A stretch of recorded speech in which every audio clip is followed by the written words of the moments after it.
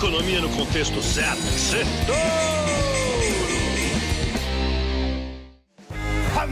Boa noite, Brasil e ouvintes da Jovem Pan, bem-vindos a mais um Sextouro, o resumo da semana econômica no contexto certo. E depois da tempestade sempre vem a calmaria, depois do mergulho que as bolsas deram semana passada, essa foi uma semana de alívio, os mercados respiraram um pouco, várias notícias boas trouxeram alento aos investidores nessa última semana de março, que era fechamento de trimestre. Só de não ter nenhuma notícia ruim na crise bancária por si só já foi uma notícia boa. A semana começou bem com o banco americano comprando o falido Silicon Valley, a Alemanha garantindo que o Deutsche Bank não estava quebrado, não era o Credit Suisse, e o anúncio da volta de Sérgio Ermotti à presidência do UBS para liderar a complicada integração entre o UBS e o ex-rival suíço Credit Suisse. Ele é da velha guarda, um CEO de cabelo branco muito respeitado no mundo inteiro. Finalmente o arcabouço fiscal foi apresentado, o mercado deu um voto de confiança ao novo plano do ministro da Fazenda, Fernando Haddad.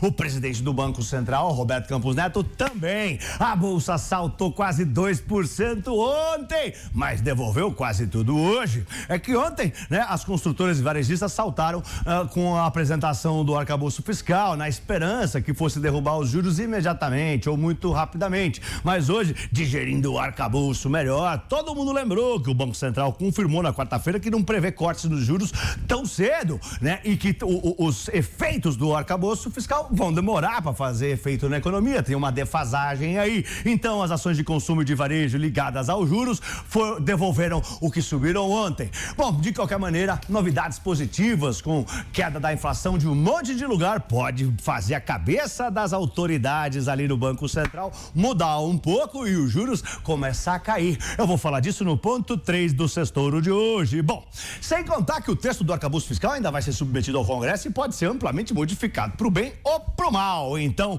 mais solavanco nas bolsas são esperados. Nos Estados Unidos, o índice da tecnologia Nasdaq 100 foi na esteira da disparada do Alibaba, que impulsionou o setor de tecnologia no mundo inteiro. E entrou no mercado de touro. Bom, quando sobe 20% da última queda, nós vamos ter um ponto para falar disso também. Bom, e outras notícias positivas também animaram essa semana e estiveram em destaque. O Brasil se uniu à China para evitar usar o dólar. E mais duas empresas apresentaram recuperação judicial, medida para evitar a falência, que parece que tá virando moda aqui no Brasil. E no fim, nessa semana, o Ibovespa, Beatriz, o assalto aqui na quinta-feira e o mergulho hoje. Bom, tá terminando com 3% de alta, recuperou 100 mil pontos e fechou na casa dos 102 mil pontos, enquanto o dólar caiu todo dia e tá terminando abaixo dos R$5,10, 5,07 para ser exato. Vamos para os pontos que eu separei para o Sextouro de hoje. Primeiro ponto, saiu o arcabouço fiscal. Muito bem, depois de muito suspense, o novo arcabouço fiscal, que vai substituir o teto dos gastos e ajudar no controle das contas públicas e na disparada da inflação, foi apresentado pelo ministro Fernando Haddad. Entre vários pontos, a nova âncora fiscal prevê zerar o déficit das contas públicas já no ano que vem. Em 2025, o governo já espera arrecadar mais do que gasta e assim vai ter o tal do superávit primário, que o governo espera que em 2025 seja 0,5% do PIB. Para 2026, o último ano dessa gestão, espera-se um superávit de 1% do PIB. Vamos ver, muito bem. Um novo plano para reduzir os benefícios fiscais de vários setores, né? Cortes esses que ainda não foram anunciados nos detalhes, devem render entre 100 e 150 bilhões de reais aos cofres públicos e ajudar na meta do superávit, né? Ajudar para sobrar dinheiro aí pro governo. Bom, e para o controle das despesas foi criada uma nova regra. O crescimento dos gastos fica limitado a 70% da variação da receita dos últimos 12 meses, né? Vai ser de julho a julho. Ou seja, se a arrecadação subir 2%, a despesa pode aumentar 1,40% no ano que vem, né? 70% de 2%.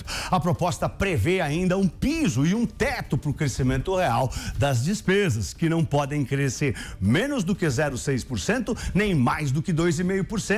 Por exemplo, se a receita crescer 6%, a regra diz que 70%, né, dos gastos pode crescer. Então novo, se crescer 6% a receita, os gastos podem aumentar 4,20% no outro ano. Mas como o limite é 2,5%, se for mantido esse ritmo, os gastos não podem ser maiores do que não podem crescer mais do que 2,5% no ano que vem. O novo pacote também prevê um mecanismo de trava de despesas no caso de descumprimento. Assim, quando o superávit for maior que o limite, o excedente vai ter que ser usado para investimentos no ano seguinte. Bom, quando ficar abaixo do piso, a despesa vai crescer menos do que no ano seguinte. Então, sei lá, por exemplo, 50% de aumento em vez de 70%. Bom, a ideia do governo é gerar superávites primários para formar um colchão, uma reserva que seria usada em momentos de recessão. É um negócio sofisticado, tem que ler bastante para entender. Tá cheio de regrinha. O mercado gostou do que ouviu, né? Quinta-feira a bolsa subiu bastante, mas quer saber mais detalhes do plano e entender como que o governo vai conseguir toda essa arrecadação sem aumentar os impostos e também queremos enxergar quais serão as mudanças lá do Congresso, porque vai mudar muita coisa no Congresso. Tanto é que a bolsa caiu hoje na sexta-feira. O presidente do Banco Central do Brasil, Roberto Campos Neto, disse que vê boa vontade na Fazenda em fazer um arcabouço robusto e vem em Haddad, abre aspas, bem intencionado, mas sabe que ele vai ter uma luta dura para implementar toda a nova regra. Então, olha no lance, segundo ponto. A ata do Copom pede serenidade e paciência. É isso aí. A ata deu vários recados e fez quase um pedido em tom de apelo depois das duras críticas do governo contra o Banco Central e Campos Neto. Bom, ele não tem reduzido os juros, a taxa Selic, né? Que há meio ano já está em 13,75% ao ano. E quarta-feira passada foi mantida, inalterada, em 13,75% pela quinta vez seguida. A ata veio didática, com detalhes explicando por que a taxa de juros não deve cair tão cedo. E foi isso que derrubou a bolsa hoje. O pessoal ficou digerindo e falou: cara, mas esses juros não vão cair. Bom, um dos recados claros foi que os juros não baixam automaticamente só com a apresentação do arcabouço fiscal. Apresentou ontem e aí os juros... Não, peraí, é preciso que esse plano seja crível, né? Esteja operacional, funcionando, controlando os gastos públicos de verdade, evitando a explosão das contas públicas. Bom, outro recado foi que aumentar a meta de inflação é um dos motivos que impedem a redução de juros, piora a situação do Banco Central para cortar os juros. Outro recado foi para o BNDES. O Banco Central sugeriu para o BNDES abandonar essa ideia de reduzir mais os seus juros, né? Porque isso atrapalha a redução dos juros do próprio Banco Central. Pensa comigo, né? Se o Banco Central sobe os juros para ter menos dinheiro em circulação, para desacelerar a economia, para ter menos inflação. Se o BNDES empresta dinheiro, um monte de dinheiro com juros baixos para todo mundo, então tem muito dinheiro em circulação, então tem muito gasto. Realmente aquece a economia, mas é exatamente contracíclico, contra o Banco Central. O Banco Central está subindo os juros para ter menos dinheiro em circulação, para segurar a inflação, e tem um outro órgão dando dinheiro para o mercado para aquecer a economia, então fica um cancela o outro. Em coletiva ontem, o Campos Neto falou que a decisão do banco, lembrou todo mundo, né, que a decisão do Banco Central é totalmente técnica, ele disse, sem nenhum viés político, e que é preciso um sacrifício agora para a gente não correr o risco da inflação se descontrolar e levar à perda de renda de toda a população brasileira. Campos Neto lembrou também que se o Banco Central, o comitê, né, o Copom, quisesse levar a inflação para o centro da meta, os juros aqui não estariam 13 não, estariam 26% ao ano. Terceiro ponto, trégua na inflação. E nessa semana de alívio saíram dados pelo mundo inteiro mostrando que os preços estão arrefecendo. Nos Estados Unidos saiu hoje o PCE, é o índice preferido do Banco Central americano, né? E desacelerou para 5% em fevereiro, abaixo dos 5,3% de janeiro, né? O núcleo da inflação deles também subiu menos do que o esperado, 4,6% em vez dos 4,7% que eram estimados. E se a inflação cai, os juros podem parar de subir e as bolsas melhoram. Essa é a tendência, é isso que tá todo mundo de olho lá nos Estados Unidos.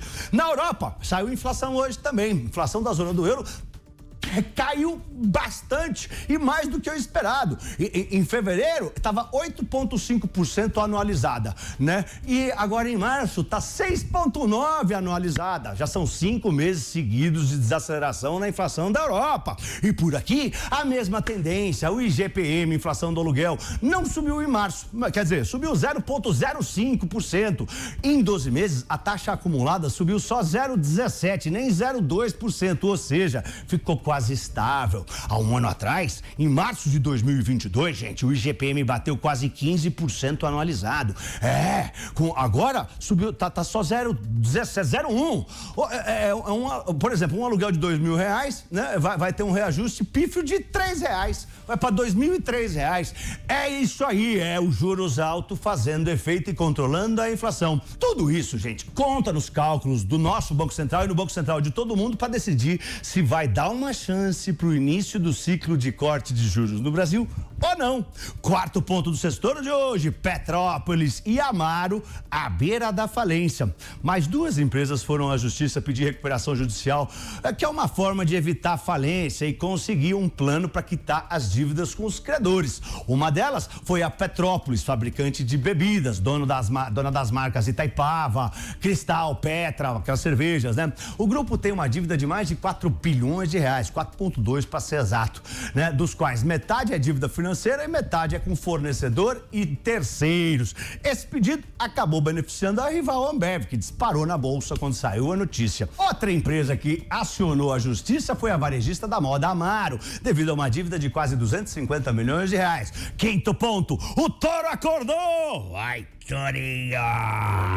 Bom, contagiado pela disparada da Alibaba na segunda-feira lá na Ásia, que puxou todo o setor de tecnologia lá do outro lado do mundo, o índice da tecnologia dos Estados Unidos, o Nasdaq 100, entrou nas terras do touro, quando o mercado fica em tendência de alta. É isso que é o mercado de touro, quando algum índice, ele sobe 20% da última mergulhada, que tinha sido no apagar das luzes do ano passado, dia 28 de dezembro. Do dia 28 de dezembro para essa semana, o índice Nasdaq subiu 20%, até mais, porque subiu depois mais. As gigantes da tecnologia, claro, ajudaram, elas que compõem o índice Nasdaq, né? Amazon, Apple, Microsoft, tudo disparou, além da Micron.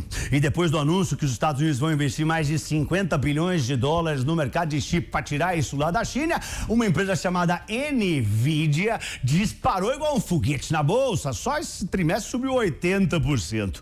Os investidores voltaram a apostar nas ações de tecnologia que foram evitadas, né, durante boa parte do ano passado, depois que a pandemia acabou. Lembra? Todo mundo ficava em casa vendo Zoom, assistindo Netflix, tudo isso tinha disparado, depois as ações caíram, mas agora o pessoal está voltando e é uma virada interessante para o mercado, com vários investidores prevendo que o ciclo de alta de juros do mundo esteja perto do fim. Também as inflações estão arrefecendo. Sexto ponto do sextor de hoje: fora dólar.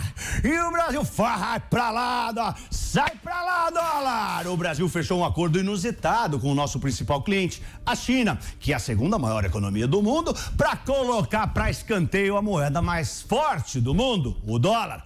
Os dois países, Brasil e China, anunciaram a criação de uma câmara de compensação, uma instituição bancária que vai permitir liquidar o financeiro das nossas negociações, das negociações entre os países, além de permitir a concessão de empréstimos entre si, sem que o dólar americano tenha que ser usado no meio do caminho para viabilizar a transação internacional. Hoje em dia, a China é a maior parceira comercial do Brasil. Já faz alguns anos que não é mais os Estados Unidos. Em 2022, o volume de transações entre o Brasil e a China bateu touro de ouro, deu recorde, foi a máxima histórica, $150 bilhões.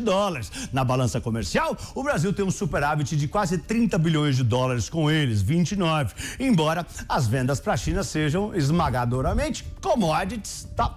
Bom, a China, né, por outro lado, exporta para o Brasil produtos acabados, né, de maior valor agregado, como, sei lá, celular, essas coisas, televisão, tá?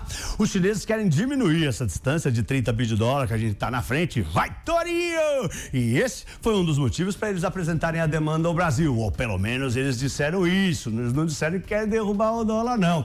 Bom, essa negociação foi feita em etapas nos últimos meses. Eu tô achando que os chineses querem machucar o dólar. Ah, esses chineses! E pra semana que vem a agenda econômica tá meio vazia. Tem feriado na sexta-feira santa em quase todos os países do mundo. E as bolsas não abrem. A primeira semana do segundo trimestre, na primeira sexta sempre sai o pai de todos os indicadores econômicos do mundo, o payroll, que são os dados do emprego do cidadão urbano americano, mas que vai sair na quinta, porque sexta é feriado. É o indicador econômico mais importante do mundo. Mas também vão sair os PMIs aqui e no mundo inteiro. Sempre no começo de mês sai. É o indicador que mostra se os setores das economias estão esfriando ou esquentando. A China só vai abrir quinta-feira. Tem feriado 3 dias, até quarta, né? Um feriado lá, Xing Ming. Não é Xing Ling, não. É Xing Ming, que é dos mortos lá, né? Um negócio respeituoso. No Brasil, o arcabouço fiscal deve chegar ao Congresso e começam os debates para alterar bastante coisa, eu acho, viu? Vamos ver. E se você quer entender mais sobre as forças que movimentam o mercado, invista em conhecimento. Acesse o site da newcursos.com.br, use o voucher de desconto Sextouro e compre o combo dos meus cursos Touro de Ouro 1 e 2 com um belo desconto em 12 vezes sem juros. São mais de 50 aulas e mais de 12 horas de conteúdo. NIUcursos.com.br. Eu sou Pablo. Tenha um lindo fim de semana em família. Oi, Torinho! Oi, Torinho!